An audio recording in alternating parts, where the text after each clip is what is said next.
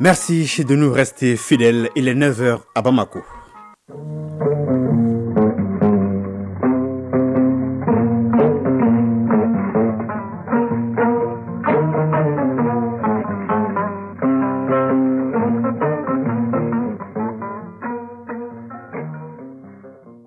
Le journal Mohamed Diarra. Mesdames, Messieurs, bonjour et bienvenue. Les titres. Deuxième journée de deuil en hommage aux victimes civiles et militaires de l'attaque terroriste perpétrée contre le bateau Tombouctou. Les drapeaux en berne sur les bâtiments et édifices publics. Le chef d'état-major général des armées rassure les populations. La situation est sous contrôle des femmes et appelle les populations à la sérénité et à collaborer. Le général Oumar Diarra était l'invité de 20h. Vous l'entendez dans ce journal. Alphabétisation au service des peuples pour une meilleure valorisation de nos langues nationales, thème de la journée internationale de l'alphabétisation célébrée hier 8 septembre. La publicité des médicaments et autres pratiques des thérapeutes sur les radios privées, la ACME monte au créneau pour mettre un holà à cette pratique. À suivre la page des sports avec la belle victoire des Aigles face au Soudan du Sud, score 4-0. Le olé ou la danse des possédés, c'est le thème du dossier culture. Rendez-vous en fin de journal avec Alpha Mega. Mesdames, Messieurs, bonjour. Bienvenue dans cette édition. Deuxième journée de deuil en hommage aux victimes civiles et militaires de l'attaque terroriste perpétrée contre le bateau Tombouctou. Les drapeaux en berne sur les bâtiments et édifices publics. Le chef d'état-major général des armées était l'invité d'hier du journal de 20h. Il répond aux questions de Selma Tadao. Je voudrais, au nom de la haute hiérarchie militaire, présenter nos condoléances les plus attristées aux familles endeuillées et souhaiter prompt rétablissement aux blessés par extension à toutes les victimes, civiles et militaires, nationales et étrangères, qui sont tombés dans le cadre de la lutte contre l'insécurité au niveau de notre pays. Il y a le bateau Tombouctou qui naviguait dans le sens Gao-Tombouctou qui a été pris à partie par des terroristes et des Chinim. Il y a eu des échanges entre l'escorte qui était à bord et puis les assaillants. Il y a deux pinasses qui étaient aux alentours et dans lesquelles se trouvaient suffisamment beaucoup de femmes et d'enfants qui ont essayé de se sauver. Et c'est ce qui a vraiment amené ce drame-là. Parallèlement, pendant que le bateau était attaqué, il y a le poste Fama qui était le plus proche, qui est Bamba, qui est sorti à la rescousse. Et quand le détachement est sorti, il y a les groupes armés terroristes qui ont profité pour attaquer le poste militaire de Bama aussi, qui a été déjoué par réplique. Il y a nos aéronautes qui sont intervenus un peu au nord de Bama pour détruire pratiquement tous les groupes terroristes. Alors plus de 60 morts. Est-ce que le bilan a évolué? Bon, le bilan, pour le moment, le bilan n'a pas évolué. Mais nous avons enregistré quand même des blessés graves. Certainement, le bilan va évoluer dans ce sens-là. Alors, qu'en est-il de l'attaque du camp de Gao? On a fait l'objet d'une attaque complexe à 3 véhicules kamikazes au niveau du camp de la zone aéroportière, suivi de tirs d'obus et des tirs indirects avec des tentatives d'infiltration. Et grâce au professionnel des forces armées maliennes, la menace a été rapidement circonscrite au niveau du camp et nos aéronefs sont intervenus contre 2 colonnes de véhicules qui étaient en mouvement au nord de Gao. À chaque fois quand les femmes font des pressions sur les terroristes n'ont d'autre solution que de se rabattre sur les populations pour essayer de mettre en mal l'action des forces armées maliennes. Mon général, on parle également du blocus autour de Tombouctou. Qu'en est-il réellement sur le terrain? Est-ce que la situation est sous contrôle? Parler de blocus, c'est trop dire. Moi, je dirais qu'il n'y a pas de blocus, il n'y a pas d'étouffement d'une localité ou d'une autre. Pour justifier ce que j'ai dit, actuellement, pratiquement, les femmes patrouillent entre Ber et Tombouctou sans problème. Donc, tous les mouvements sur cet axe. Les femmes patrouillent aujourd'hui entre Tombouctou, Gundam, Niafunke, Tonka jusqu'à Niafunke, sans problème. De temps en temps, nous faisons des checkpoints. Et je voudrais dire, du côté algérien, nous savons que la frontière algérienne est fermée aujourd'hui. Général Diarra, on dit que le Mali a demandé la prolongation du retrait et des emprises de Tessalit et de Aguelhok. Qu'en est-il? Je voudrais rassurer nos compatriotes. La MINUSMA a adressé une note verbale au gouvernement du Mali pour demander le décalage de la rétrocession des emprises de Tessalit et de Aguelhok pour des contraintes logistiques et météorologiques. Et la rétrocession initialement prévue en fin de septembre va être reportée à la mi-octobre, deuxième quinzaine du mois d'octobre. Sinon, le Mali n'a pas demandé le report de la restitution des emprises. Je voudrais demander aux Maliens de garder le calme, vraiment pas de panique. Les FAMA sont aujourd'hui plus déterminés à lutter contre le terrorisme jusqu'au bout. Et rien ne nous arrêtera dans les missions qui nous ont été confiées par nos politiques et puis le peuple malien. Oui, le général de division Omar Diarra à l'instant qui répondait aux questions de Salmata Daour dans le journal de 20h. Justement, la prise en charge des blessés se passe à hauteur de souhait. Les blessés admis à l'hôpital de Gao ont reçu la visite du gouverneur de la région pour exprimer la solidarité et la compassion des autorités aux victimes et souhaiter prompt rétablissement aux blessés. Le compte rendu de Agali Agissa. Ils sont nombreux, les parents des voyageurs du bateau Tombouctou, cible d'une attaque ce jeudi dans le secteur de Bamba, à prendre d'assaut l'hôpital régional de Gao. Dans cet établissement est hospitalisée une partie des blessés évacués par l'armée malienne.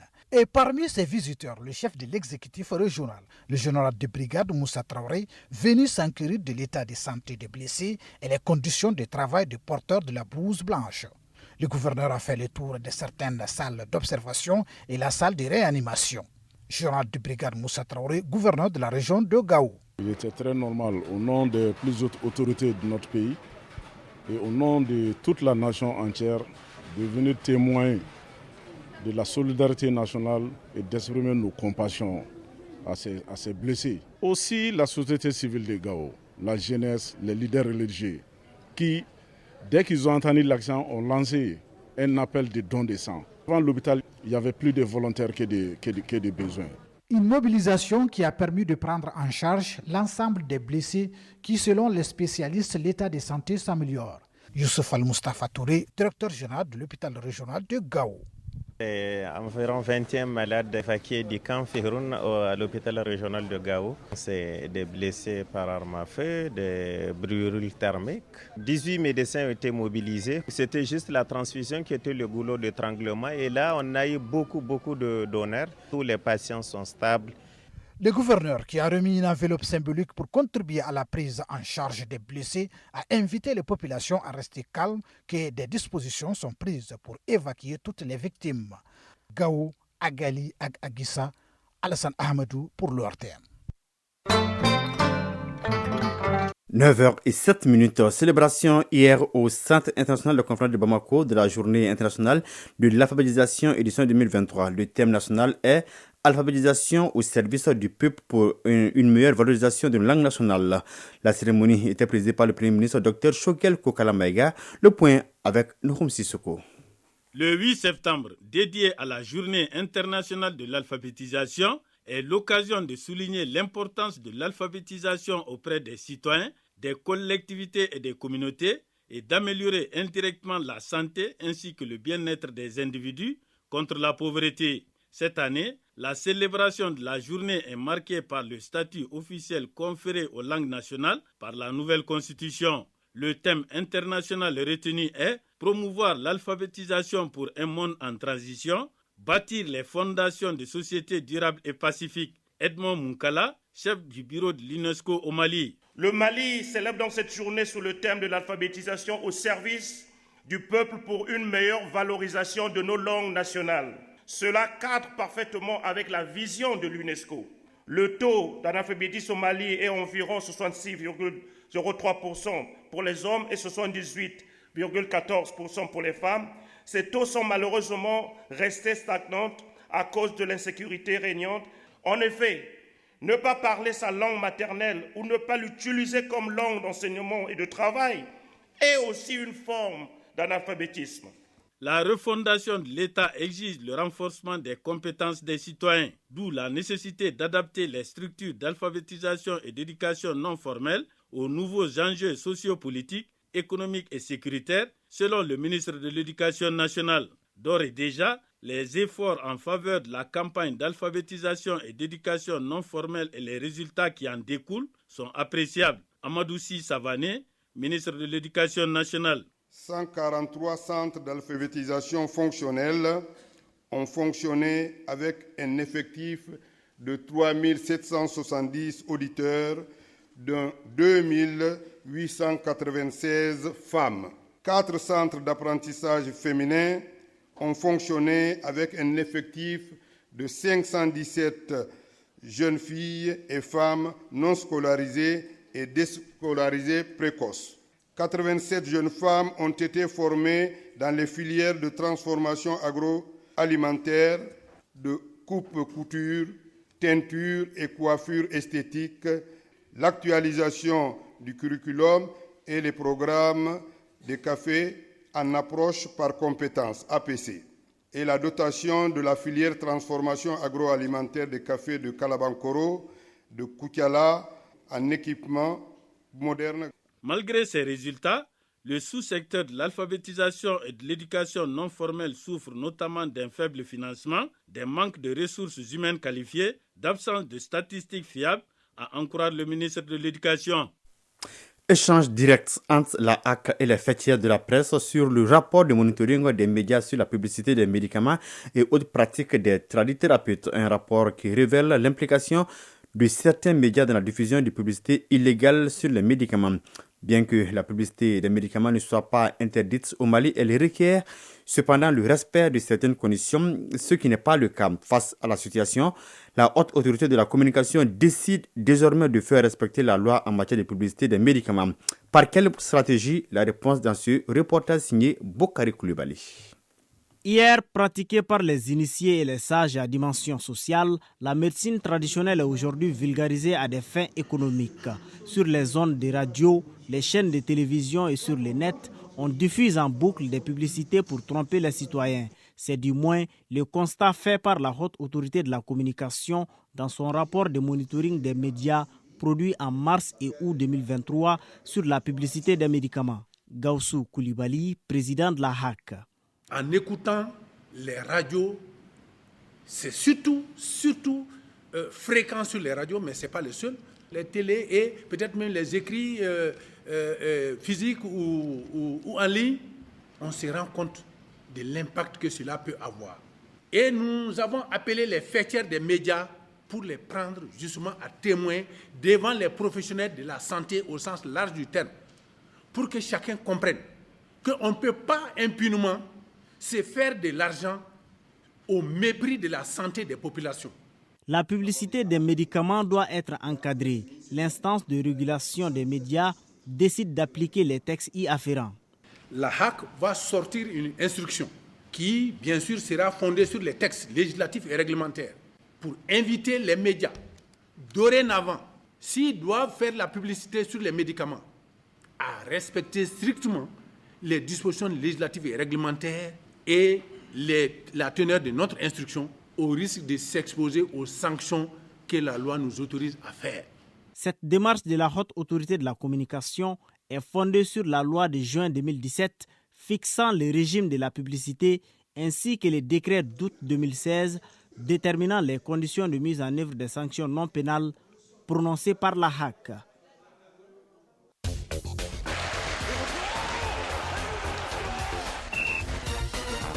Oui, direction le stade du 26 mars, avec du beau spectacle hier avec les Aigles du Mali qui ont dominé le Soudan du Sud par le score de 4-0 au compte du dernier match des éliminatoires de la CAN 2023. Le résumé avec Famourou Djourti. Avec 15 buts inscrits dans ses qualifications à la CAN 2023, le Mali ne fait pas dans les détails. Les Aigles ont corrigé 4-0 ce vendredi au stade du 26 mars, les Bright Stars du Soudan du Sud au compte de la dernière journée dans le groupe G. C'est d'abord le nouveau joueur d'Almeria, Ibrahima Koné, qui ouvre le score à la 10e minute. Ensuite, Kamori Doumbouya par 2 fois aux 29e et 57e minutes. Largement dominés, les Soudanais vont encaisser un dernier but à la 82e minute, inscrit par Néné Dorgeles.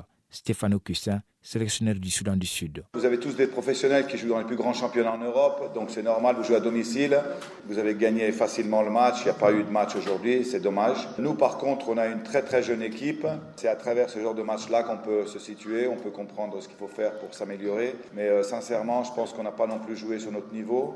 Les hommes d'Éric Chekouchel finissent donc ses qualifications en tête du groupe G avec 15 points devant la Gambie et le Congo qui jouent ce samedi pour la 2e place du groupe. Le Soudan du Sud termine 2e du groupe avec 3 unités à son compteur.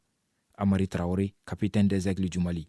C'est une victoire qu'on voulait donner au peuple, de donner un peu de sourire avec cette histoire de l'attaque qui s'est fait au nord du pays. Voilà, on est aussi des humains, ça nous touche aussi quand le pays va mal. Éric Chekouchel, sélectionneur des Aigles du Mali. Cette victoire, c'est pour nos frères au nord et puis pour le grand joueur qui était Salif Keita. Concernant le football, qu'est-ce que je peux dire? À part qu'on travaille, qu'on met un projet de jeu en place, il y a des joueurs qui adhèrent, qui commencent à maîtriser ce système de jeu. Le prochain match des Aigles du Mali, ce sera ce mardi 12 septembre contre les Éléphants de Côte d'Ivoire à Abidjan en amical. Du basketball à présent, la phase play-off du championnat national de première division a rendu son verdict ce vendredi 8 septembre 2023 à l'issue des rencontres de la troisième journée. Présent sur les deux tableaux, le Stade Malien de Bamako a décroché le titre de champion du Mali 2023 chez les messieurs aussi bien que chez les dames. Sur le tableau masculin, les Blancs de Bamako ont battu l'USFAS par 58-55 et gagnent la série par 3-0. Du côté des dames, les stadistes ont pris le meilleur sur les policières par 75-68 et gagnent également leur série par 3-0. Le Stade malien homme garde le titre de champion du Mali, tandis que les dames du Stade malien de Bamako détrônent celle de l'AS Police, championne en 2022. Terminons avec le cricket. Némi de Katibougou et Kouroukanfouka s'affrontaient ce vendredi en clôture de la 3e édition du championnat national dames. Les deux formations étaient deuxième ex-aequo derrière le Tata de Sikasso au coup d'envoi de la rencontre. L'équipe de Kouroukanfouka a remporté la première manche par 71 courses, autrement 10 points, en 20 séries. Mais Némi de Katibougou a marqué 72 courses dans la seconde manche en 17 séries pour gagner le match. Kaouri Berthier, président de la Fédération malienne de cricket. Cette édition a vu la participation de 8 équipes, donc 4 des régions. Et ça, c'est une première fois. On a l'habitude de faire avec les équipes de Bamako. Mais Ségou et Koutiala, ça, c'est leur toute première participation. C'est un motif de satisfaction pour nous. C'est vrai, la fédération n'a pas beaucoup de moyens. Mais notre espoir, c'est les ressources humaines. Et nous, on n'a pas fait grand-chose à Sikasso. Mais les hommes et les femmes qui ont pris la tête de la Ligue de Sikasso ont prouvé qu'ils sont capables. Ils ne dépendent pas à 100% de nous pour évoluer. Ils ont des initiatives.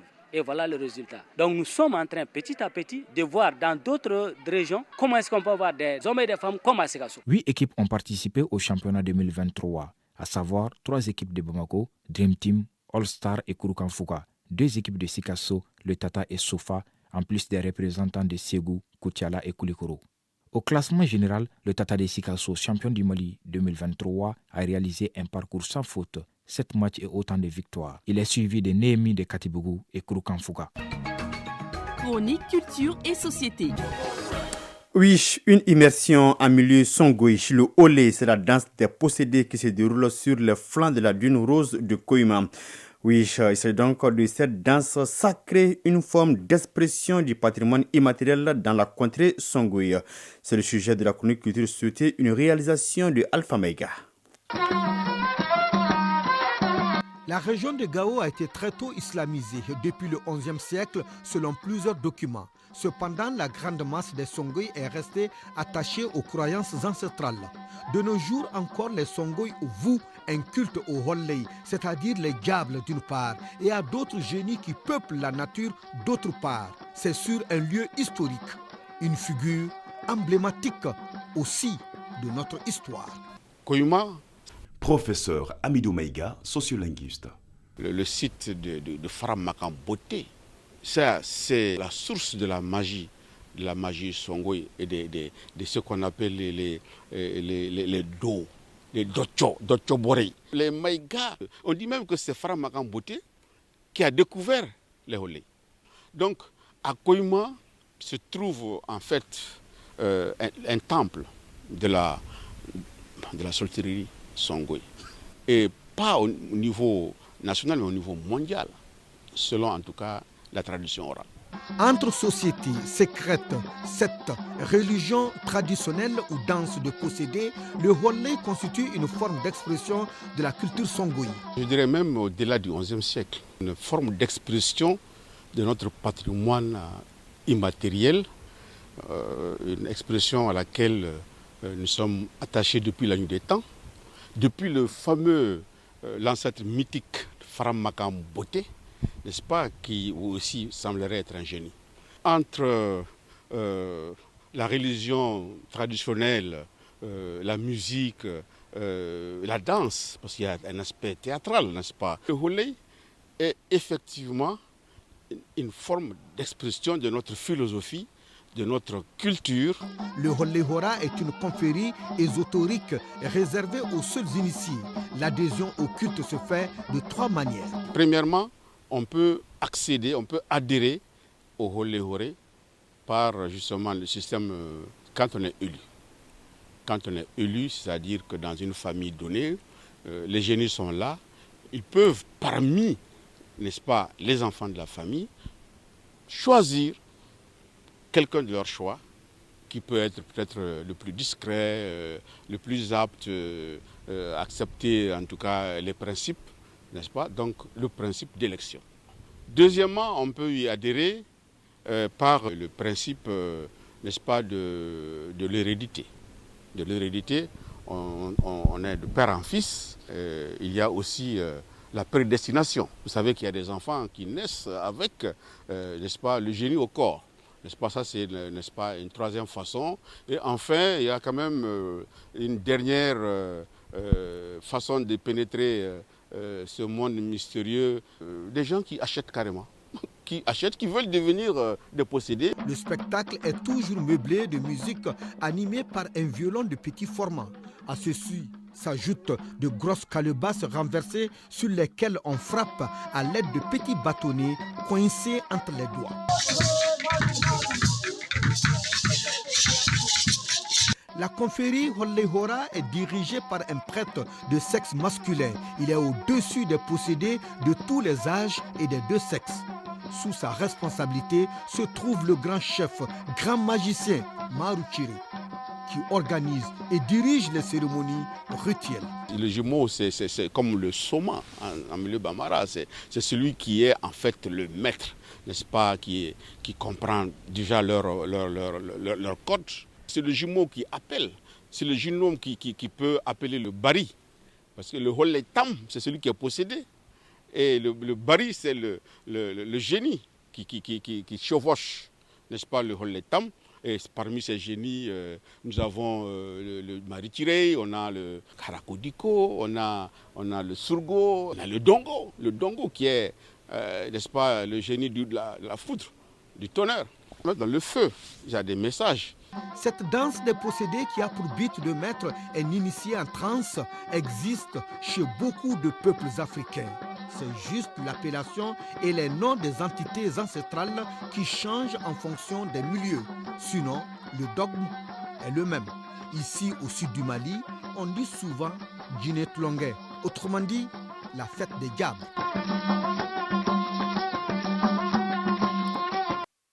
9h passées de 22 minutes, c'est la fin de cette édition présentée par Mohamed Diarra avec le concours technique de Alima Ouattara. Coordination éditoriale Ousmane Dao, la mise en ligne est assurée par Tamsir Diabaté et toute son équipe. Vous retrouverez cette édition sur notre site www.ortem.ml et nos différentes plateformes digitales. Merci d'avoir été des notes passées, d'excellents moments en compagnie des programmes de Radio Mali.